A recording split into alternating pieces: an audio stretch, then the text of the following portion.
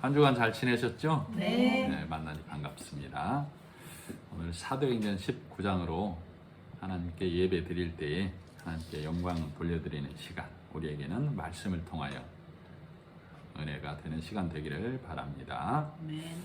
지난 우리가 18장을 잠깐 돌아보고 가자면 아마 기억이 나실 거예요. 바울이 예수님을 다메섹 도상에서 처음 만나고 나서 복음에 눈 뜨면서 아마 다짐을 했을 거예요. 나는 이제부터 말씀으로만, 복음 안에서만 살겠다라고.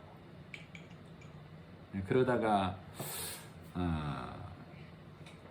예루살렘에서 한번 좌절을 맛본 적이 있죠.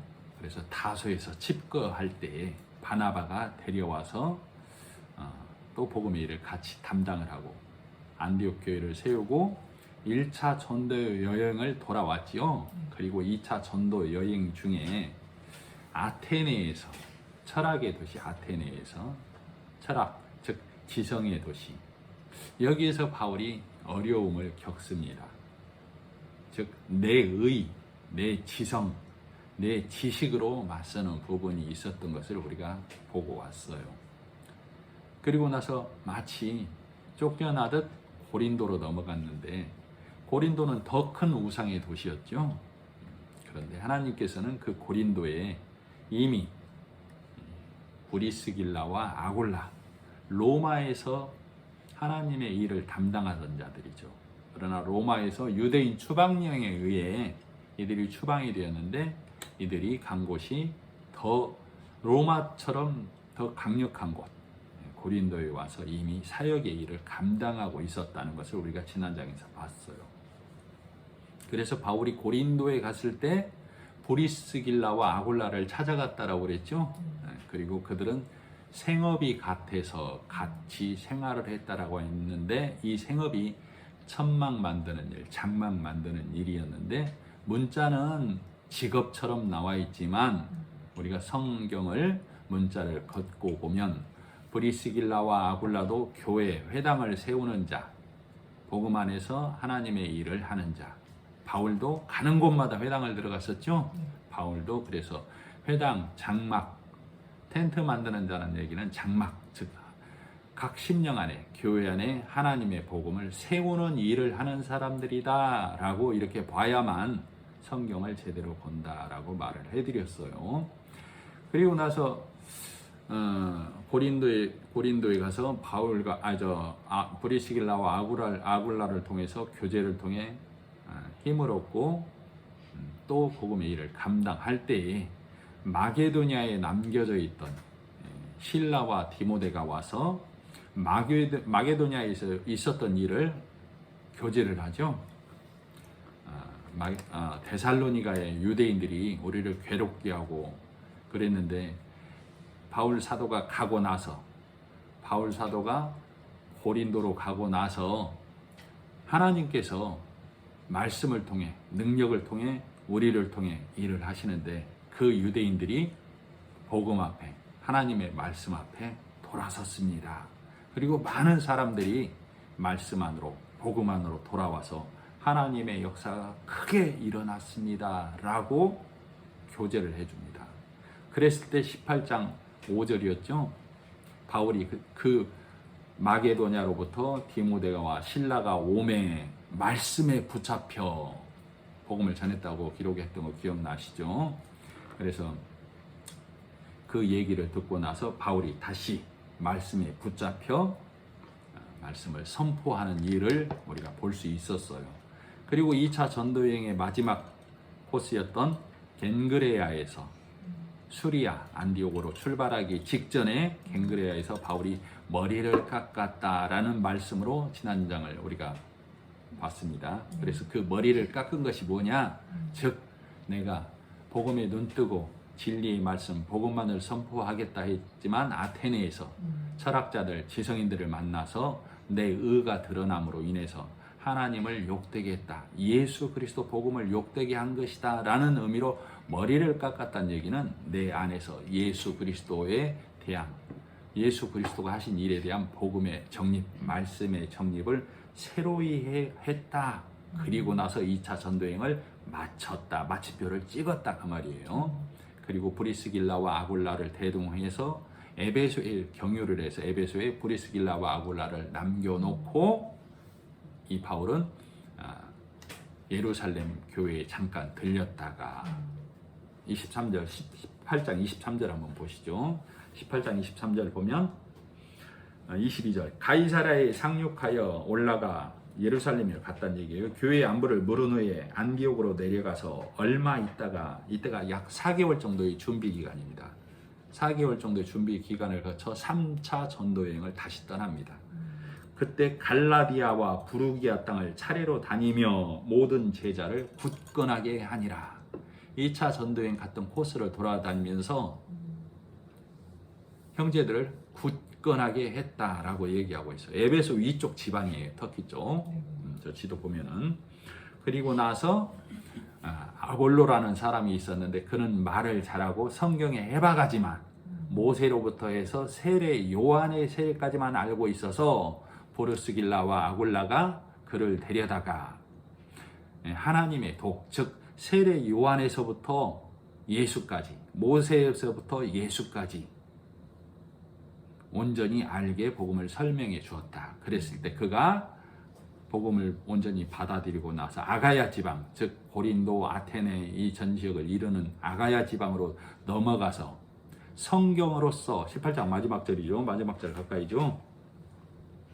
28절 이는 성경으로서 예수는 그리스도라고 증언하여 공중 앞에서 힘있게 유대인의 말을 이기밀러라. 복음으로 유대인들을 율법을 물리쳤다는 얘기죠.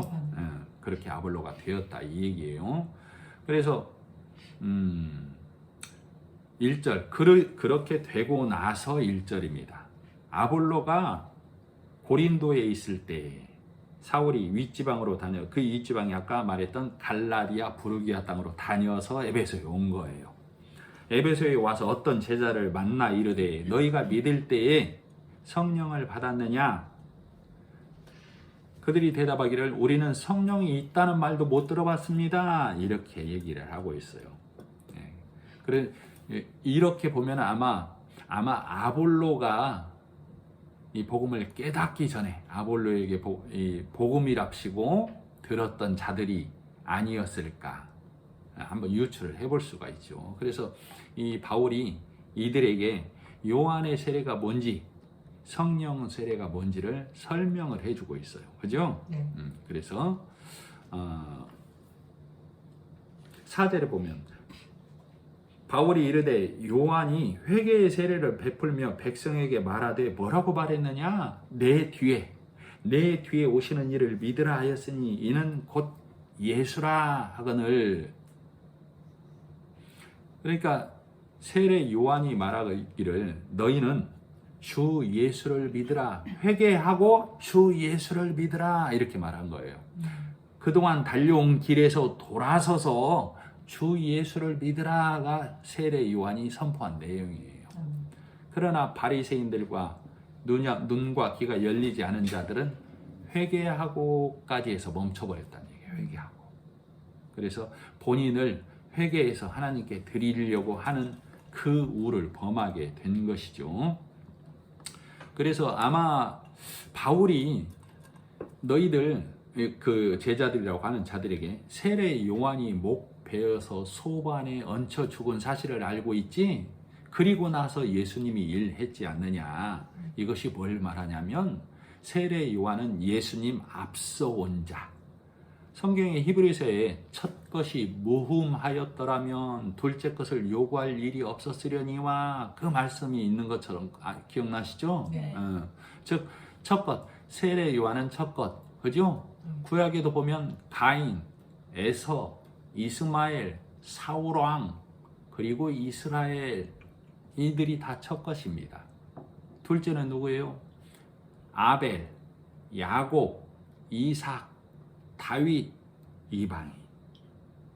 그죠? 자, 그런 것처럼 첫 것은 그림자이고 모형이에요. 그래서 첫 것은 항상 흠이 있는 것, 그걸 나타내고 있어요. 그래서 지금 이들에게 세례 요한은 오실 예수를 밝히는 자, 그래서 세례 요한도 너희가 회개하고 물 세례를 통하여 내가 죄인이구나를 깨닫고, 아하, 내가 죄가 있음으로 인해서 죽어 마땅하고 피할 길이 없구나, 이것을 깨닫고 내 뒤에 오시는 분 예수께로 가라, 즉 예수를 믿으라. 그리하면 너희가 신령한 자가 되고 영에 속한 자가 되고 진리의 교회가 되고 복음을 전파하는 자가 된다, 그 말이죠. 신령한 자는 하나님의 말씀이 가득한 자, 영에 속한 자는 진리의 말씀, 성령을 힘입은 자, 그죠? 그러나 이들은 이 말씀을, 바리새인들은 아직도 이 바리새인적 신앙에 머문 이 많은 교회와 성도들은 어떤 신앙을 갖고 있어요?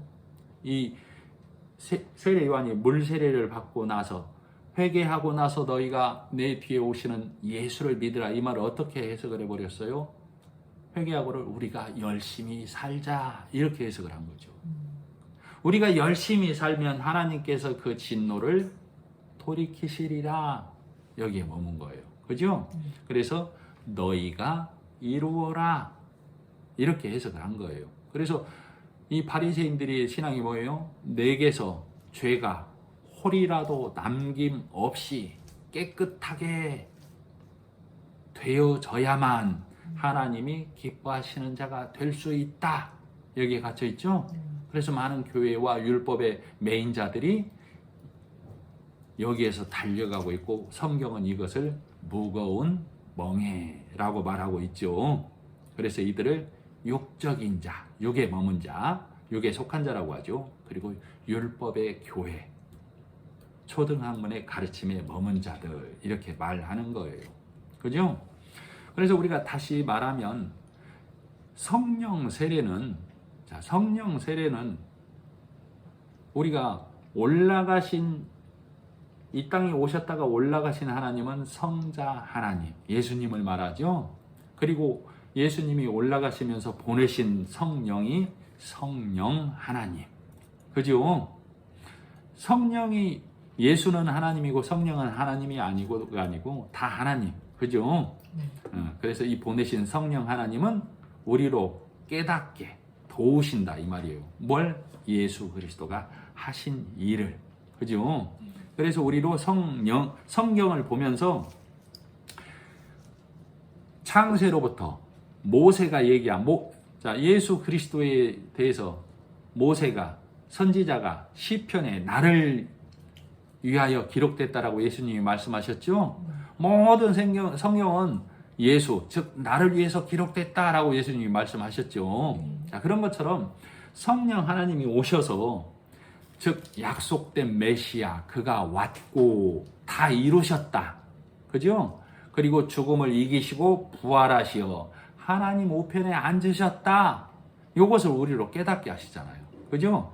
그래서 십자가의 피 흘리심과 부활을 통하여서만, 이것을 믿어야만 너희가 의롭게 되고 하나님의 자녀가 된다라고 성경을 열어서 우리로 보게 하시고 또 듣게 하시는 것이 성령 하나님이 우리가 예수 그리스도의 하신 일을 알아듣게 보게 하시는 거예요, 그죠? 그래서 이 사실을 믿으면, 행하면이 아니고 믿으면, 자, 로마서 3장 23절에 이렇게 기록이 되어 있습니다. 한번 잘 들어보세요.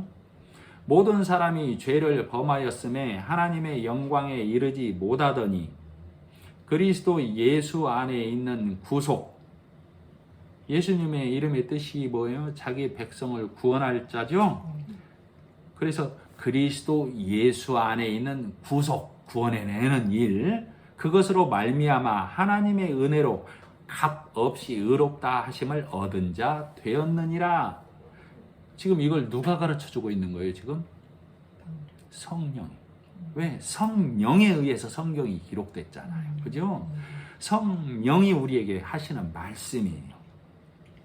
이 예수가 왜 죽었어? 이 예수가 어떤 분이야?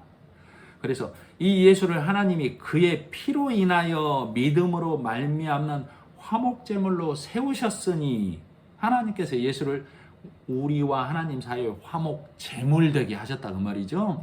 이는 하나님께서 길이 참으시는 중에 전에 지은 죄를 너희가 잘못 달려가고 하나님을 우상처럼 섬기던 모든 죄를 간과하심으로, 간과했다는 얘기는 기억하지 않으심으로란 얘기예요. 기억하지 않겠다. 왜 기억하지 않겠다는 얘기예요? 예수 그리스도를 너와 하나님 사이에 화목 제물로 삼으셨기 때문에 하나님이 만일에 우리 죄를 기억하신다면 누구 손해가 되겠어요? 하나님 손해가 된다. 내가 내 아들 예수를 보내서까지 너희 죄를 기억지 않으려고 화목제물을 세웠는데도 불구하고 너희 죄를 내가 낱낱이 기억한다면 하나님이 내 손해야 그거. 그 말이죠? 네. 예수의 죽음 헛되게 되는 거야. 하나님이 이렇게 말하는 거예요. 네.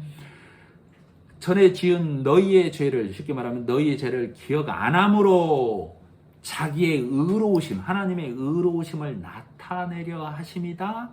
이렇게 말하고 있어요. 그러니 너희는 쌓아서 정복해서 오려고 하지 마. 너희의 모든 삶을 들여서 선하게 의롭게 오려고 제발 하지 마. 그렇게 되면 마치 내가 내 아들 예수를 화목 제물로 세우고 나서도 너희 죄를 기억하는 것처럼 너희가 쌓고 너희 삶을 들여서 너희 선을 행해서 하면 예수의 죽음이 너희 안에서 헛되이 말씀을 하고 계시는 거예요. 그죠? 그래서 누가복음에 보면 망대 비유 잘 기억하시죠? 망대 비유.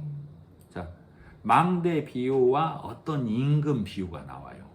이게 누가복음 14장 26절에 있는 비유인데 너희가 망대를 세울 때 그 비용을 계산해 보지 않겠느냐 그 말이에요. 우리도 집을 지으려면 비용을 다 계산해 봐야 되겠죠. 건물 부도나면 흉악하게 남게 되죠. 흉물로. 그렇게 되면 너희를 보고 어떤 사람들이 야, 큰 역사를 시작하고 못 이루었네 하고 비웃지 않겠느냐. 그리고 나서 어떤 임금이 싸우러 나갈 때 내게 1만이 있으면 2만으로 오는 저 적군을 내가 이길 수 있는지 없는지 계산해 보지 않겠느냐. 그래서 이길 수 없으면 어떻게 하겠느냐? 화친해야지. 이렇게 얘기하고 있죠. 자, 이 비유가 어떤 비유로부터 시작됐냐면 그 위에 보면 누가복음 14장 16절에 어떤 사람이 큰 잔치를 배설했다. 예수님이 비유로 해주는 거예요. 그랬을 때 종들에게 청한 사람을 모두 불러와라. 시간이 되었으니 종들을 보내서 청한 사람을 모두 불러와라. 이렇게 시켰어요. 그랬더니 청한 사람들이 뭐라고 거절을 해요? 나는 밭을 샀다. 그러니 못 가보겠다. 나는 소를 샀다. 그러니 못 가보겠다. 나는 장가를 들었다. 그러니 못 가보겠다. 그러죠? 그러니까 그걸 보고 했더니 주인이 노하여서 뭐라고 하냐면 너희 빨리 거리나 골목으로 가서 가난한 자들과 병신들과 소경들과 저는 자들을 데려오라. 그러니까 그들을 데려왔죠. 그리고 나서 종들이 하는 말이 그런데도 자리가 비었는데요. 이렇게 얘기를 합니다. 자, 아까 말했던 가난한 자, 병신들과 소경들과 저는 자들이 내 소유가 없는 자들이에요. 아까 밭산 자, 소산 자, 장가든 자와 비유되는 자들. 밭산 자, 소산 자, 장가든 자는 내 재물이 있는 자들. 내가 망대를 쌓아서 천국 가려는 자들. 내 군사로 하나님의 나라를 정복하려는 자들. 그들은 자기의 소유로 천국 가겠다는 자들이다. 그런데 그래서 거리나 골목으로 가라고 그러죠. 저는 가난한 자들, 병신들, 소경들 데려와. 그들을 아무 힘 없이 데려왔어요. 그런데도 오히려 자리가 비었다고 하니까 주인이 또 뭐라고 하냐면 길과 산 울타리로 나가서 사람들을 강권하여, 강권은 뭐예요? 억지로라도 끌고 와. 데려다가 내 집을 채우라. 이렇게 얘기합니다. 길과 산 울타리란 얘기는 큰 길에서 나는 바른 길 간다고 하는 자들. 울타리는 경계. 십계명을 통해서 넘으려는 자들. 그런 자들, 거기에서 머물고 있는 자들을 그 길 아니야 하고 끄고라 얘기해요. 그러면서 하시는 말씀이 내가 전에 청하였던 사람들은 하나도 내 잔치를 맛보지 못하리라 이렇게 얘기해요. 전에 청하였던 자들이 뭐예요? 예수 그리스도를 너희에게 보내서 십자가에 달려 죽게 하심으로 너희 모두를 청해서 다 천국 데려가려고 했더니 장가 가서 밭 사서 소를 사서 너희 재물로 너희 부를 이루어서 내게 예배 드려서 오겠다고? 너희는 하나도 못 올 거야 지금 그 말이에요. 그러면서 드는 비유가 망대 비유고 어떤 임금 비유라 그 말이에요. 자, 그러면 망대 비유, 어떤 임금 비유는 너희의 소유로는 너희의 밭, 너희의 소, 너희가 장가감으로는 천국 올 수 없어. 너희가 그 행위를 통해서는 장가를 어디 가는 거예요? 율법의 행위에 교훈에 장가가는 걸 말한다 이 말이에요. 그래서 너희가 그 망대 세우기 위해서 너희가 준비한 비용, 그 비용이 밭, 소, 장가간 거 그걸 말한다고. 너희 그걸로는 망대 세울 수 없어. 그 망대가 뭐예요? 교회, 성전, 하나님 나라 가는 길, 그 길 만들 수 없어. 그러면 그거 중간에 그치게 된다? 그러면 너희를 보는 자들이 뭐라고 비웃는다고? 하나님께 가려고 하다가 못 가고 만처럼 어리석은 자들 하고 이렇게 비웃는다 그 말이에요.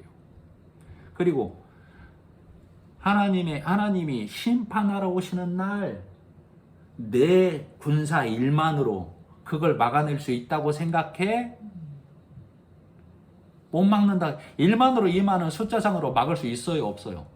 1만의 군사로 2만의 군사를 우리가 수치상으로 막을 수 있어요? 없어요? 없습니다. 없다고. 수치상으로 계산을 해봤을 때 나중에 삼국지에서 병법을 일으키면 한 해 요 계산으로 들어가는 게 아니고 여기에 비기우는 1만으로는 2만의 군사 이길 수 없어. 그러면 너희는 뭐였나 이 말이요? 갈기갈기 찢겨 환난당한다 그 말이에요. 그러니까 환난당하기 전에 뭐 하라고? 화친하라고, 항복하라고. 나는 하나님 나라 갈 수 없어요. 두 손 들라고. 그래야만 너희가 살아남는다고 드는 비유가 이 비유라 그 말이에요. 그죠? 그러면서 그 다음 말씀이 뭐라고 기록되어 있냐면 무릇 내게 오는 자가 자기 부모와 처자와 형제와 자매와 및 자기 목숨까지도 미워하지 아니하면 우리 중에 그럴 자가 있어요? 저도 그렇게 못해요. 이 문자대로 내 부모와 내 아내와 내 형제와 내 자매와 내 딸들과 내 목숨까지도 미워할 수 있냐고. 그런다라고 하면 하나님이 거짓말하지 마 그래요. 거짓말하지 마. 자, 마태복음 19장에도 이런 얘기가 있고 누가복음 18장에도 이런 얘기가 있어요. 너희가 하나님 나라에 오려면 전토나 밭이나 부모나 집이나 너희 모든 소유를 팔아버려. 그러면 금세에 여러 배를 받는다. 이렇게 얘기하고 있어요. 그거 팔면 너희가 판 세상에서 여러 배 받는다. 너희가 죽기 전에 쉽게 말하면 그 말이라고. 자, 그러면 집도 아내도 형제도 아버지도 자녀도 팔아서 여러 배 받으면 아내는 여러 명 생기고 집은 여러 채 생기고 아버지는 여러 아버지가 생기고 자녀는 여러 자녀가 생기고 그러는가? 이게 뭘 말하냐면 아까 말했던 망대를 쌓기에 소용되는 비유, 너희 그걸로 천국 못 와. 그런 것처럼 너희 무릇 내게 오는 자가 자기 부모와 처자와 형제와 자매와 요것은 너희 소유를 말해요. 소유. 인간적인 소유를 말하는 것이 아니라 너희가 천국 오기 위해서 쌓는 모든 소유를 부모, 처자, 형제, 자매, 네 목숨 이렇게 배열을 해놨다고. 그래서 이 동일한 말이 마태복음하고 누가복음 18장에서는 너희가 이거 팔면 여러 배를 받고 여러 배 받은 자는 금세에 여러 배 받은 자는 내세 현세에서 여러 배 받으면 내세 천국 못 올 자가 없다 이렇게 말하고 있다고. 이게 무슨 말이에요? 여러 배는 뭘 말한다고 그랬죠? 복음. 여러 배는 뭐예요? 복음은 간당간당하게가 아니라 차고 넘치는 거라고 그랬죠? 여러 배란 의미가 그 말이라고. 갑절 30배, 60배, 100배, 여러 배 넘치게 받는 걸 여러 배라고 해. 그래서 너희가 너희 소유 의롭게 되려고, 착하게 되려고, 선하게 되려고, 이건 세상 사람도 세상 교육도 다 가르치는 거. 근데 교회에서 요거 가르치면 요걸로는 망대 못 사. 천국 오는 거 망대 못 산다고. 하나님의 심판이 올 때 너희 이 심판에서 벗어나지 못한다고. 그러면 요걸로 천국 가는 게 아니라는 걸 너희가 깨달아야 그것이 너희 소유 팔아버리는 거라고. 그러면 여러 배, 즉 너희가 아 이거 아니구나 하고 던져버리면 복음을 깨닫게 된다. 그 말이라고. 복음을 깨닫게 되면 다음 세상에서 너희가 죽으면 예수님이 오시면 천국 못 올 자 없다. 그 비유다 그 말이에요. 무슨 말씀인지 이해가 가시죠? 이 비유의 얘기예요. 망대 비유와 어떤 임금 비유가. 그러면 이 얘기를 왜 해드렸다고? 성령이 깨닫게 하셔야만 성경이 보이고 성경이 읽어진다. 이걸 말하기 위해서 이 비유를 해드렸어요. 자, 그래서 우리가 대표적으로 아는, 그러니까 지금 이 비유를 지금 우리가 이 자리에서 이 예배 시간에 하고 있지만 사실은 이 바울이 어떤 제자들에게 하고 있는 거예요. 성령이 뭔데요? 우리 그거 못 들었는데요 하는 자들에게 설명을 해주고 있다고. 그러면서 우리가 그렇게 바울이 했을 걸로 보는 거예요. 그래야 이들이 깨닫잖아요. 여기엔 단편적으로 기록이 되어 있지만, 자, 그러면서 아마 여러분, 아브라함과 사라가 어땠습니까? 나이 많아서 아들을 낳을 수 없다고 고백이 되어졌을 때 이삭 줬죠? 지금 그들에게 바울이 아마 물어봤을 거예요. 예, 그랬죠. 그게 근데 나이일까요? 문자는 나이인데 그게 나이를 말한 겁니까? 아닙니다. 그 나이가 많다는 얘기는 내 힘, 내 의로 못 낳는 걸 깨닫는 나이를 100세라고 그래요. 100세. 그러나 이걸 깨닫지 못하면 100세에도 100세가 넘어도 아들을 낳는데 항상 무슨 아들 낳아요? 이스마엘. 종을 통해서 낳죠. 하갈. 종을 통해서 낳은 아들 종. 이스라엘은 모계를 따라갑니다. 종을 통해서 낳은 아들은 종일 수밖에 없다고.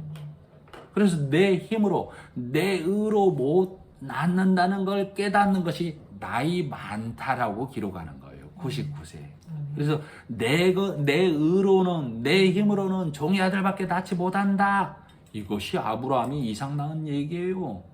그러면 내가 천국 갈 때에 예수를 붙잡으면 천국에 가지만 내 의로 세례 요한의 회개, 여기 머문 자들이 뭐하고 있어요? 아직도 도 닦고 있잖아요. 착하게 선하게 베풀어서 의를 행해서 나를 낮춰서 내 힘으로 낳는 거 항상 뭐예요? 율법의 자녀, 율법의 교회, 여기에만 머물고 있다 이 말이에요. 그러면 성령이 오시지 않기 때문에 성경이 읽어지지 아니하고 성경의 말을 풀어서 들려줘도 저게 무슨 소리인가, 엉뚱한 소리 하고 있네, 많은 교회는 다른 얘기하는데 왜 이 교회는 이런 소리 할까, 이렇게 들릴 수밖에 없다, 이 말을 바울이 하고 있는 거예요. 왜? 바울이 가는 회당에서마다 옳은 길 가고 있었어요. 그런 길을 갖고 있었어요. 그런 길. 그리고 유대인들이 항상 와서 바울을 핍박했죠. 네. 자, 이 유대인들이 예수를 고발할 때 율법을 범하는 자, 모세를 모욕하는 자라고 고발하죠. 바울을 고발할 때도 동일하게 고발합니다. 스데반을 고발할 때도 6장에 보면 스데반을 모세를 모욕하고 율법을 어기는 자라고 고발합니다. 지금도 많은 교회가 복음을 얘기하면 율법을 안 지켜도 되는 거라고 하는 거 아닌가라고 얘기하고 있어요. 율법을 얘기하지 않는 건 왜 얘기하지 않아요? 초등학문이기 때문에. 하나님이 계시는 교회에서는 하나님의 은혜를 얘기하는 거예요. 그 은혜를 입은 자들의 삶, 그 삶은 하나님을 바라보면서 가는 삶, 착하게 선하게 사랑을 베풀어서는 이 땅에서 누구라도 그런 삶을 살아야 되는 삶. 그죠? 네. 그래서 우리 인간이 본능적으로 아는 게 뭐예요? 착하게, 선하게, 죄 짓지 말고. 이거 본능적으로 아는 거잖아요. 요거 가르치면 교회 아니라고.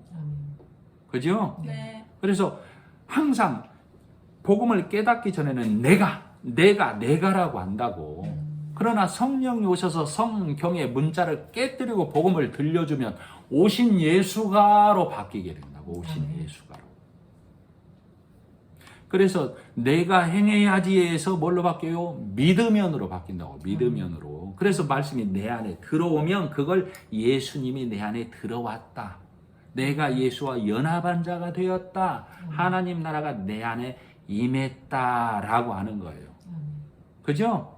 그러나 이 복음을 거부하는 자들, 그들은 항상 너희가 예수님이 오셨지만 너희가 거룩한 삶으로 나머지를 이루어라, 성화되어라, 깨끗하게 되어라. 우리에게 활용점정을 찍으래요. 완성하래요. 쉽게 말하면 율법에 있는 자들이 이룰 수 있다고 성령이 도와주시며 이루고 있다라고 매일 거룩한 삶을 살라고. 자, 구약에서 정결예식, 제사법, 예법, 동물을 들여서 거룩하게 되는 모든 제사법, 이 모든 것들을 누가 단번에 해놨어요? 예수 그리스도가 붉은 암소로, 붉은 송아지로 오셔서, 피 흘리는 소로 오셔서 껍질이 벗겨지고 찢겨지고 제물로 드려지고 불태워지는 송아지로 오셔서 우리 모두를 위해서 단번에 제물로 제사를, 예배를 드렸잖아요. 그죠? 그리고 신약에 와서는 성령의 열매라고 하면서 뭐라고 그래요? 사랑, 희락, 화평, 오래 참음, 자비, 양선, 충성, 온유, 절제. 예수님이 십자가에서 일하심을 믿는 자, 그 믿는 자를 하나님이 그 죄를 기억한다라고 했어요? 안 한다고 했어요? 간과한다라고 그랬죠? 그 간과하는 자 안에 이미 아까 말했던 성령의 열매가 이미 이루어졌다라고 하나님이 봐주시는 거예요. 그 열매를 누가 이뤘어요? 예수님이 이루었다고. 예수님이. 그죠? 그것을 예수님의 일하심, 예수님의 열심이라고 할 수 있어요. 그러니 하나님이 예수 그리스도가 그런다면 너희가 열심 내면 내가 십자가에서 죽은 내가 다시 너에 의해서 끌어내려진다? 이렇게 얘기를 하는 거예요. 가슴 아파하시면서. 그죠? 그래서 이미 예수님의 열심으로 예수님의 일하심을 깨닫게 하심에 따라 이 눈뜬 자는, 귀가 열린 자는 하나님 보시기에 이미 성령의 열매를 맺었다라고 하나님이 인정해 주는 거예요. 인정. 왜? 예수 그리스도에 속했기 때문에. 너희가 모세에 속하여 홍해를 건넜듯이라고 했잖아요. 그죠? 건넜듯이 광야에서 우상 섬기지 마. 그죠? 너희가 예수 그리스도에 의해서 십자가에서 의롭게 된 것을 믿으면 율법으로 가지 마. 광야에서 우상 섬기지 마. 그것과 너희가 다시 율법으로 가지 마. 율법의 교회 되지 마. 같은 말이죠? 율법을 섬기고 율법을 신봉하게 되면 너희 광야에서 엎드러진 1세대가 된다.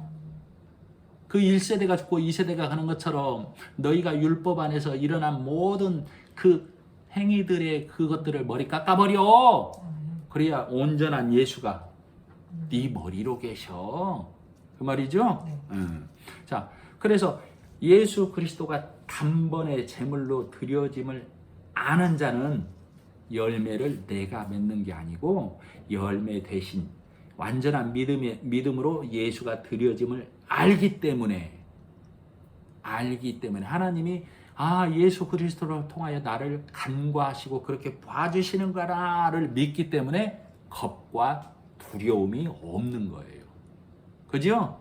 그런데도 여전히 열매를 네가 맺어 하는 세례 요한의 율법의 신앙에 머문 자들은 불완전한 믿음을 갖고 있기 때문에 오늘도 예배당에서 하나님 앞에서 매일 우는 예배를 한다고. 주여 저는 죄인입니다.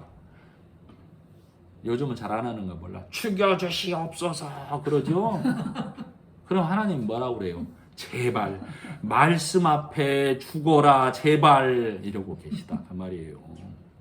그래서 복음을 깨달은 자는 오신 예수가 오신 하나님이 일하셨고 그 오신 예수가 올라가심으로 보내신 성령 하나님이 우리로 깨닫게 하심을 알아들어서 그 성령의 능력이 내 안에 뭘로 와요?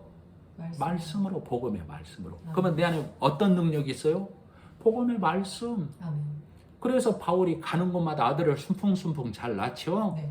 복음의 말씀에 있는 자가 이 말씀이 들려주고 보여진 자가 뭐래요? 전하잖아요. 그래서 하나님의 아들들 건져내잖아요. 건져내진 자가 다 하나님의 택한 백성, 하나님의 택함 안에 들어온 자. 아멘. 복음을 받아들이고 그 믿음 안에 들어온 자가 하나님의 택한 백성, 하나님이 창세 전에 택한 자라고. 아멘. 거부하는 자는 택하심 밖에 있는 자. 아멘. 아시겠죠? 네. 그래서 갈라디아서 5장 24절에 보면 자, 읽어드릴게요. 들어보십시오. 물이 어디 있는가요?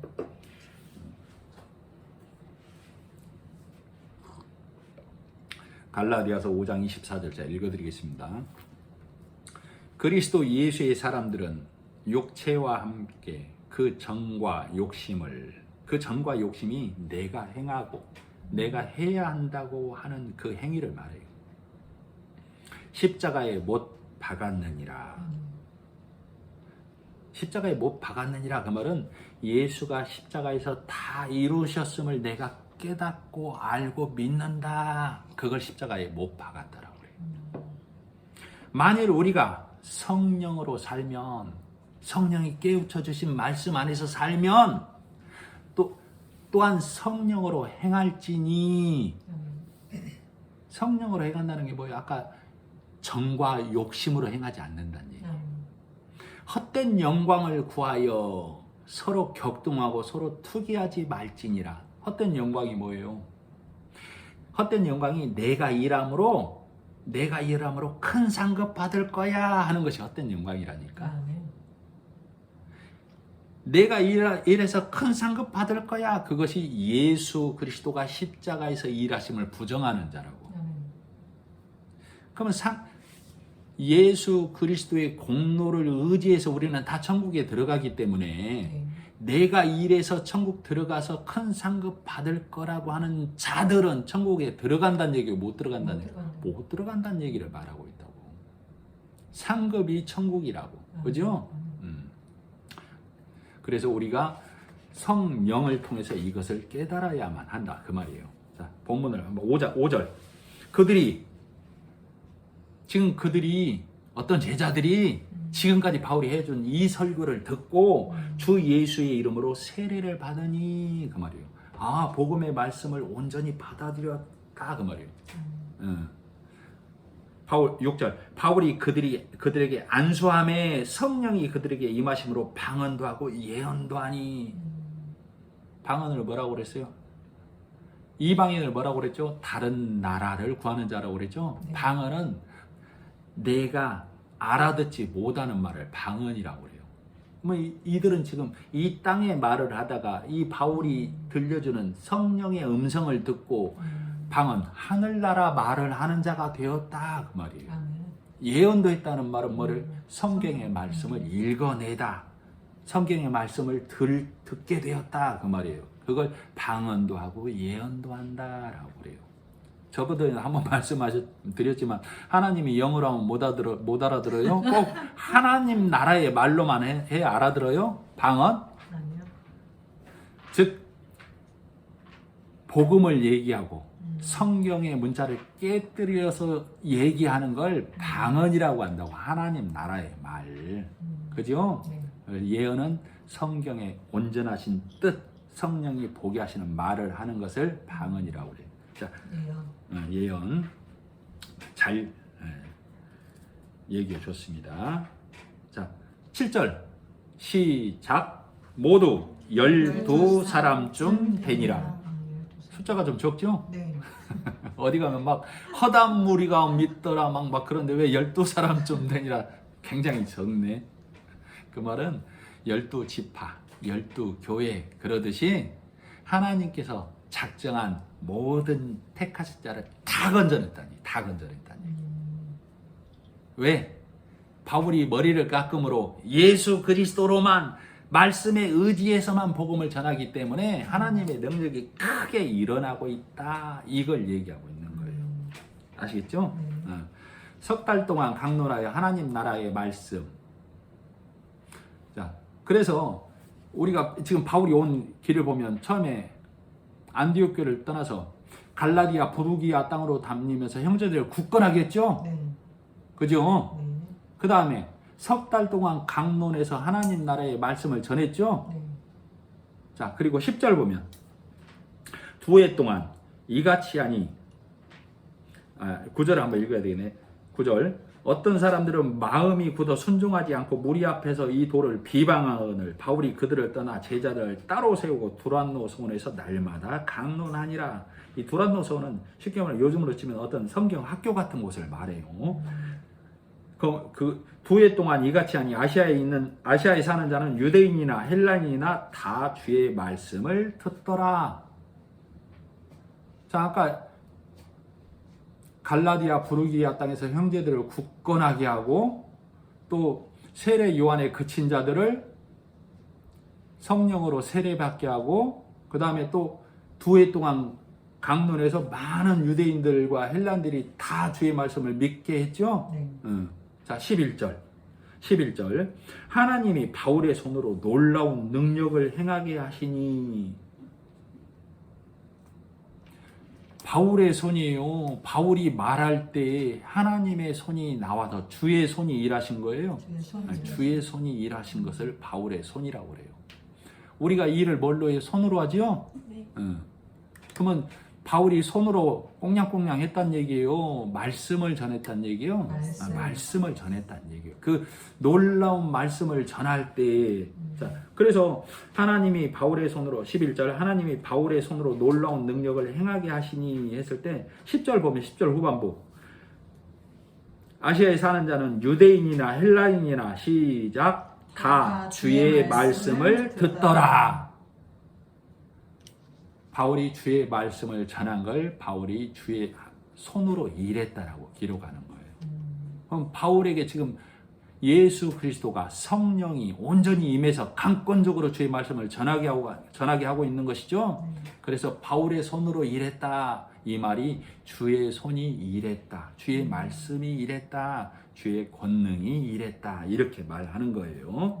자, 12절. 심지어 사람들이 바울의 몸에서 손수건이나 앞치마를 가져다가 병든 사람에게 얹으면 그 병이 떠나고 악귀도 물러가니라.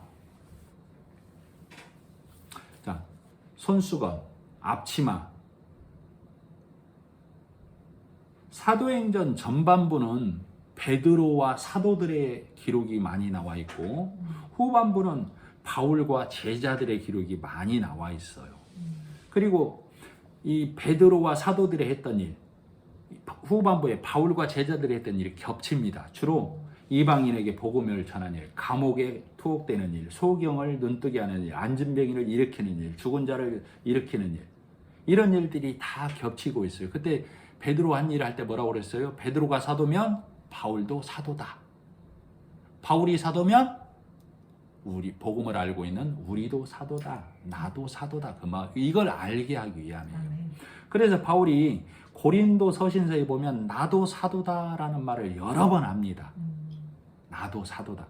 우리가 사도라는 그 신학적 개념을 굳이 따져보자면 예수 그리스도를 직접 목격한 자, 직접 대화를 나눈 자, 직접 옆에서 예수를 따라다닌 자를 사도라고 그래요. 근데 바울이 부득불 고린도 교회에 왜 나도 사도다 한 자리 끼려고 그래요? 고린도 도상에서 부활하시고 승천하신 예수 그리스도를 만났어요. 그죠? 네. 그래서 바울이 나도 사도다라고 그러는 거예요. 그러면 우리는 어떤 도상에서 만나고 있어요? 우리도 율법으로 가던 도상에서 행위로 가던 도상에서 복음이 들려졌을 때 예수 만났죠. 아멘. 그래서 바울이 사도다라고 고린도에 자꾸 얘기하는 건 은혜 안에서 성령 안에서 말씀으로 만난 너희들도 사도다는 것을 깨달아야 해라고 고린도 교회에 말하기 위해서, 아멘. 그리고 우리에게 말하기 위해서 나도 사도다라고 그러는 거예요. 아멘. 바울이 뭐 한 자리 하려고 아니에요. 예? 네. 이걸 깨달아야 해요. 자, 그래서 이 사도행전 5장 15절을 보면 베드로가 하나님의 복음을 막 전할 때 어떻게 기록됐냐면, 심지어 병든 사람을 메고 거리에 나가 침대와 요 위에 누이고 베드로가 지날 때 혹 그의 그림자라도 누구에게 덮일까 바라고. 예루살렘 부근에 수많은 사람들도 모여 병든 사람과 더러운 귀신에게 괴로움받는 사람들을 데리고 와서 다 나음을 얻으니라, 이렇게 기록이 되어 있다고. 그때 베드로를 통해서 하나님이 일하심을 그렇게 기록을 해놨어요. 베드로가 그러면 뭘 전했다고 했죠? 말씀을 전한 거라고. 베드로가 이런 일을 하고 했을 때 제사장들, 서기관들이 그들을 잡아다가 뭐라고 하냐면, 예수의 이름으로 말하지도 말고 가르치지도 말라, 이렇게 했었죠. 네. 우리가 너희에게 이거 말하지도 말고 가르치지도 말라고 했지 않느냐, 이렇게 윽박지르는 장면 봤었죠. 네. 원래 뭐라고 윽박질러야 돼요? 병 고치지 마, 죽은 자 살리지 마, 앉은 병이 낫게 하지 마, 걷게 하지 마, 요렇게 하잖아요. 이걸 성경에 기록하기를 병든 자를 낫게, 죽은 자를 살리고 소경을 눈뜨게 했다라고 기록을 하는 거예요. 그죠? 네. 그래서 지금 바울의 손수건이란 얘기는 여기서, 자, 우리 제사장이 입는 옷은 거룩함을 나타냅니다. 하나님의 성전에 들어가기 위해, 지성소에 들어가기 위해서 제사장이 자기의 육신을 거룩한 옷으로 치장을 해요. 그리고 지성소에 들어간다고. 이것이 신약으로 오면 뭐예요? 거룩한 말씀으로 내가 입어야만 하나님 앞에 갈 수 있다, 그 말이에요. 아멘. 아시겠죠? 네. 그래서 손수건을 가져다, 앞치마를 가져다 덮으면 낫는다, 이 얘기는 바울이 지금 말씀에 강권적으로 사로잡혀서 복음을 전하죠. 네. 가난한 심령들, 간절한 마음으로 말씀을 받고자 하는 자들이 그 한 말씀만 들어도 그 매임과 눌림과 율법의 족쇄와 무거운 멍에가 풀러지고 벗어지는 것을 이렇게 기록하는 거예요. 근데 이 문자를 깨뜨리지 못하면 손수건 가져간다고. 손수건 갖다 바울의 손수건 이러고 있다고. 왜 예수의 겉옷 그러지? 그래서 이런 것들을 성경에 기록할 때는 병이 낫고 귀신이 나가고 온전해진다, 이렇게 기록하는 거예요. 아시겠죠? 그런데도 여전히 율법에 있는 자들, 본문에 시간이 많이 돼서, 자, 13절로 20절까지가 율법에 있는 자들을 기록하는 거예요. 네 소유를 내놓지 않는 자들을 기록하는 거라고. 우리 사정에서 아나니아와 삽비라가 소유를 내놓지 않음으로 인해서 그들이 죽는 장면을 봤었죠. 네. 그들이 하나님 나라에 들어가지 못하는 것을 얘기하는 거예요. 자, 복음도 율법도 분별 없는 자들, 그들을 마술을 행하는 자. 아볼로가 복음 깨닫기 전에 그런 자였어요. 복음도 정확히 모르고 율법의 매인 자. 그들의 열심은 또 특심이죠. 열심히 특심이죠. 네. 죽는 데까지 간다고. 네. 자, 14절에 보면 어떤 사람이 스게와의 아들이 그 일을 행하려고 하다가 네. 귀신 들린 자 앞에 가서 행하려다가 귀신 들린 자가 내가 바울도 하고 예수도 하는데 넌 누구냐 하니까 벗은 몸으로 도망갔다라고 그랬죠. 네. 이게 무슨 말을 얘기하냐면 복음을 흉내내는 자란 말이에요. 율법 앞에 수치가 드러나 버렸다, 그 말이에요. 율법과 복음이 혼재된 자가, 복음도 모르고 율법의 메인 자가, 율법의 메인 귀신 들린 자, 율법에 꽁꽁 찌든 자에 가서 그를 한번 귀신아 나가라 하려고 했다가 그 자가 율법으로 혼쭐냈다는 얘기예요. 그걸 벗은 몸으로 도망갔다라고 그래요. 자, 마태복음 14장에 보면 예수님이 십자가를 지고 갈 때 배 혼이불을 버리고 한 청년이 벗은 몸에 배 혼이불을 두르고 오죠. 네. 그리고 십자가에 동참하려고 한다고. 배 혼이불을 둘렀다는 얘기는 얇은 옷을 두르고 왔다는 얘기예요. 의롭게 되려고 왔던 자가 내가 예수 십자가에 동참해야지 하고 왔다가 무리들이 붙잡음에 벗은 몸으로 도망갔다. 내 의를 드러내려다가 도망갔다, 이 얘기라고. 지금 이 13절로 20절 얘기가 다 그 얘기예요. 18절. 믿은 사람들이 많이 와서 자복하여 행한 일을 알리고, 자, 17절 에베소에 사는 유대인과 헬라인들이 다 이 일을 알고 두려워하여 주 예수의 이름을 높이고, 믿은 사람들이 많이 와서 자복하여 행한 일을 알리며, 복음을 듣고 깨달은 사람은 말씀이 그 안에 성령으로 임한 사람은 말하게 돼 있어요. 뭘? 내가 예전에 이렇게 행했는데, 이렇게 율법 안에 갇혀 있었는데 족쇄에 아주 힘든 신앙생활을 하고 있고, 빛도 없고 어둡고 무기력했는데 복음의 말씀을 듣고 진리의 말씀을 듣고 내 안에서 이런 변화가 있었습니다 라고 말하는 거예요. 물동이 버려버리잖아요. 두려움이 없어지는 거라니까. 복음이 들어간 자는 쉽게 말하면 형제들에게 말하게 돼 있다고, 교회에 말하게 돼 있다고. 내가 이렇게 변했습니다, 이제 이거 안 먹겠습니다 라고 예수 앞에, 하나님 앞에, 교회 앞에, 복음을 전해준 자 앞에 말하게 돼 있다고. 이렇게 변화가 됐다라고. 자, 그래서 이들이 마술을 행하는 자들이 이 책을 불사르니 은이 5만이나 됐다고 그랬죠? 그 값이. 우리도 성경을 성령으로 읽어내지 못하면 우리에게 성경책이 다 마술책 되는 거예요. 마술책은 뭐예요? 속이는 거잖아요. 그죠? 우리를 다 속이는 책이 돼버린다고. 성경책이 문자대로만 읽어버리면, 문자를 깨뜨리고 성령이 들려주시는 그 음성으로 읽어내지 아니하면 지키고 행해서 예수님의 열심과 내 열심이, 그러면 예수님의 안에 있는 예수의 구속의 은혜가 소멸되어 버린다니까. 그렇게 믿는 자는. 그러면 그에게는 성경책이 무슨 책 돼요? 마술책. 와, 천국 간다 믿고 있다가 아니네, 예수님 오면 아니네, 내가 죽으면 아니네, 속아버렸잖아요. 마술책 된다고, 성경책이. 그래서 이 마술책을 다 불살랐다는 얘기가 그 말이라고. 자, 그리고 나서 이 아데미 신상 얘기나 이런 얘기들도 다 그 얘기다 이 말이에요. 아데미 신상이 가슴이 수십 개 달렸던 동상 봤죠? 가슴이 수십 개 달려서 풍요와 다상, 잘 먹고 잘 사는 걸 말한다 이 말이에요. 아데미 신상이. 자, 우리도 말씀이 열리지 않으면, 성령으로 보지 않으면 지금도 하나님은 어떻게 섬기라고 그래요? 풍요. 하나님 믿으면 풍요하다. 다 잘 된다. 다산. 내가 기도하는 것, 내가 원하는 것 다 나을 수 있다. 다 이룰 수 있다. 해낼 수 있다. 풍요와 다산의 신으로 하나님을 섬기게 된다 그 말이에요. 누가? 그렇게 믿는 자가. 하나님을 그렇게 믿는 자가 이 아데미 신상처럼 하나님을 섬기게 된다고. 그러니까 성령이 들려주는 음성 앞에, 말씀 앞에, 선포되는 말씀 앞에 제발 돌아오라고 하나님이 오늘도 우리에게, 오늘 성경을 통해서 성령의 음성으로 오늘 이 예배 시간에 우리에게 들려주고 있다고. 그러니 너희는 이 음성을 듣고 하나님을 찬양해 라고 얘기하고 있다고. 아시겠죠? 네. 그래서 지금 이 아데미 얘기나 은장색 얘기나 이 모든 것들이 성경에 기록돼서 오늘도 우리에게 읽히게 하는 이유는 경계를 삼으라고. 제발 흘러 떠내려가지 말고, 세상에 먹고 노는 이 풍조 말고 하나님을 이렇게 섬겨야 돼 하는 율법의 풍조에 떠내려가지 말라고. 아시겠죠? 네. 기도하겠습니다.